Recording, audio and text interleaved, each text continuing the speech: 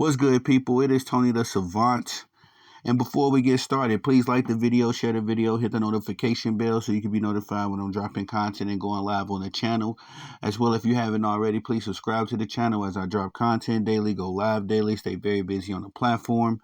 And last but not least, please leave your thoughts and opinions in the comment section, as I'm always intrigued to hear what you all have to say about these topics. And ladies and sports fans, and gentlemen, if you did not see that Garrett Wilson pass, go stop the video right now, go watch a YouTube short video somewhere and check it out, because that was the pass, probably the greatest catch in NFL history, usurping that Odell Beckham catch a couple years ago that he had against the Dallas Cowboys. If you haven't seen that catch, stop the video real quick, go watch it, because those were two of the most amazing amazing catches I've ever seen with my own two eyes.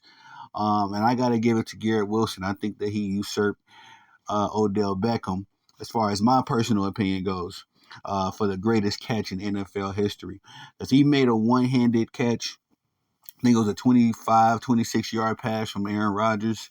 Um, and Aaron Rodgers, and his quote said that he just lobbed it up there. You know, he was hoping for the best, considering that Garrett Wilson is one of the better, if not one of the best receivers in the league right now. Aaron Rodgers said he just lobbed it up there, and Garrett Wilson made just an amazing catch. You know, I can't talk about it enough. So, but overall, this was a good game. The Jets finally seem to come out of their slumps as they have been on a 5-game losing streak, capped by a very ugly loss to the New England Patriots last week. I mean, how do you lose to the New England Patriots? I don't know. I was on vacation during that time, so I didn't get to cover that game in full, but I have been paying close attention to the New York Jets this season.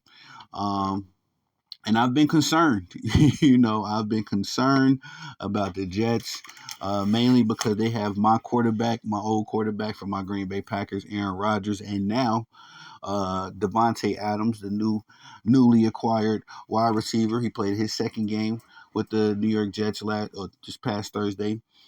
He looked great out there as well. But as far as what the Jets have been able to string together so far this season, there's been some concerns on my part. As I have even said it myself, that Aaron Rodgers has been looking washed. Not only is he 40, he's been looking 40 on that football field, just not as quick, not as aware as he used to be. But this game, he was able to pick it up some, and up against a good team as well. Finally, as the Houston Texans have been on a roll up until these last 2 weeks. It seems like C.J. Stroud has been running for his life. I think it was the game. It was against my Packers. We got them pretty good, sacked them a few times. And then the New York Jets. And I think the Bears, if I'm not mistaken, if the Bears played the Texans, they got to CJ a few times as well. But I don't know their schedule exactly. But anyway, good win by the New York Jets, 21-13. And the Jets was able to seal this game in impressive fashion. Really wasn't ever up, as far as momentum. Never really was a close game. I mean, by score it was, but the Jets had a pretty dominant performance from start to finish. So I want to run through the box scores real quick, as I love to do, so we can get a better picture of how this game played out. But C.J. Stroud, again, these last few weeks has not looked like C.J. Stroud. Definitely in this game, he only completed 11 passes out of 30 attempts for 191 yards. No touchdowns, no interceptions, but he was sacked 8 times and put up a QBR of 27.7. So, again, just a far cry of what we've been accustomed from when it comes to C.J. Stroud. But every guy, every player, every athlete has a slump at some point. So let's just hope it's just one of those for CJ. Joe Mixon has been on a tear since he's put on that Houston Texans uniform.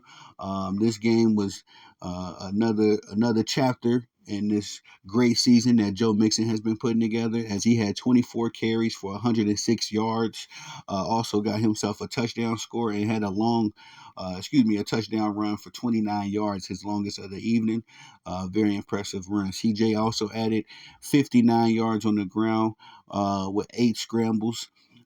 He had a really long run for 25 yards on the evening as well. So not being able to do it with his arm, but still able to contribute with his feet. I'm impressed with C.J. Stroud in that department. Tank Dell, after the injuries from Nico Collins and the season-ending injury of Stephon Diggs. I think he tore an ACL or MCL, something like that. So prayers for that, brother. I believe Nico will be returning at some point in this season, but Tank Dell has stepped up. Tank, in my opinion, I believe he just got extended as well, but Tank, in my opinion, has been one of the more better number 2 options in the NFL. Kind of had some of his targets taken away with the addition of Stephon Diggs. But again, with Nico and Stephon being out this game, Tank was able to eat and do his thing. He caught 6 passes out of his 9 targets, put up 126 big yards, no touchdown scores, but did have a 50-yard catch that was very prolific, in my opinion. Robert Woods, man, I haven't seen him since he left the Rams. He had 2 catches himself for 44 yards, and that was about it. Dalton Schultz, he had 3 catches for 21 yards, but that was about it for the Houston Texans on the offensive side. 2 sacks for the defense, both by Danico Autry. But for the most part, Aaron Rodgers was able to boogie and do his thing. Had a clean game. Speaking of, the victorious New York Jets go 3-6 after this game. The Houston Texans, I'm sorry if I don't know if I mentioned that, but they are now 6-3. But yes, the 3-6 New York Jets had a very prolific game. Impressive game. And again, all of the names contributed this evening. So let's start with Aaron Rodgers, my former quarterback. A-Rod went 22 of 32, 211 yards, 3 touchdown scores. He was only sacked twice, aforementioned, and put up a QBR of 79.1. So Aaron Rodgers kind of looking like Aaron Rodgers of old, at least in the stat line, and he also made some good throws, namely that throw to Garrett Wilson. He also caught Devontae Adams for a few touches as well. Let's get on to that. In fact, Devontae had 7 receptions on the evening for 91 yards and a touchdown score. His longest was a 37-yard catch. Out of them 7 receptions, he had 11 targets for the fantasy football community.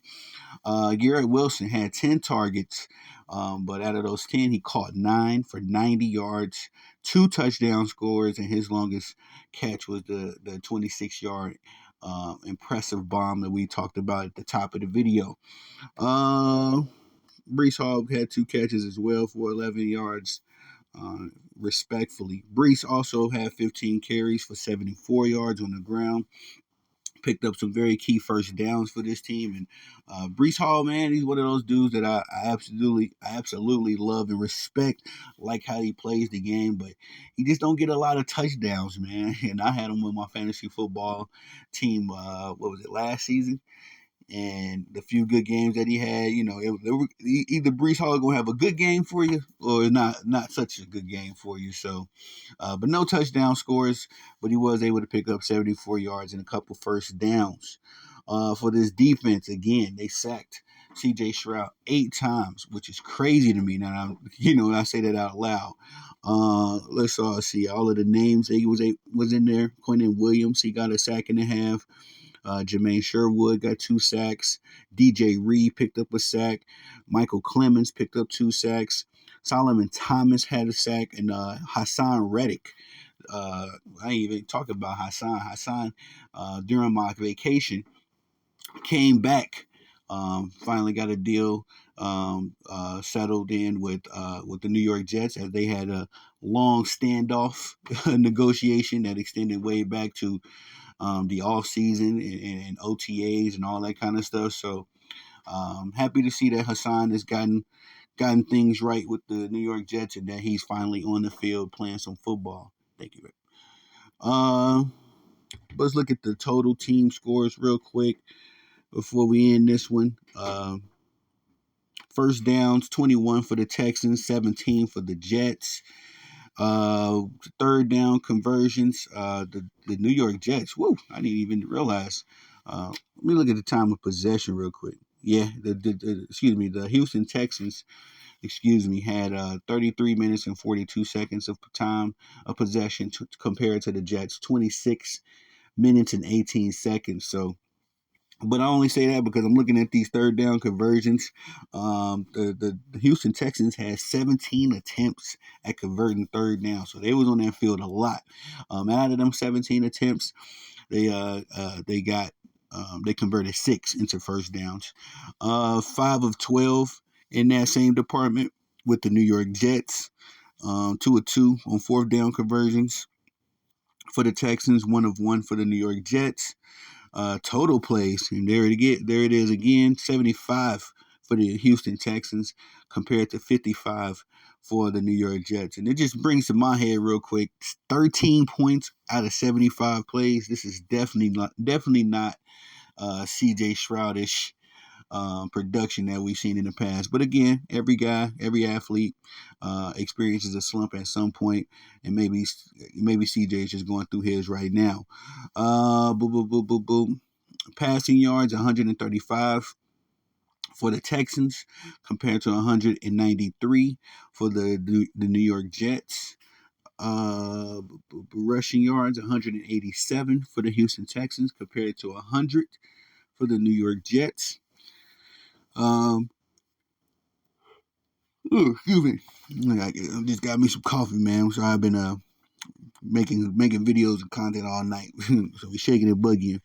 But penalties, 7 for the Houston Texans that cost them 60 yards, 9 for the New York Jets that cost them 83 yards. 1 turnover apiece for both teams, respectfully. But that was about it. That's about it right there, y'all. Total yards, 322 for the Houston Texans compared to 293 for the New York Jets. So a good game, good win for the New York Jets. I can't say that enough. Again, as I've been watching closely to this team, of course, the firing of Robert Salah, and all of the noise, the hoopla that's going on. Some of these games have come down to the wire. I got to call a spade a spade. Aaron Rodgers was at fault for some of those, at least I say 3 or 4 of these losses.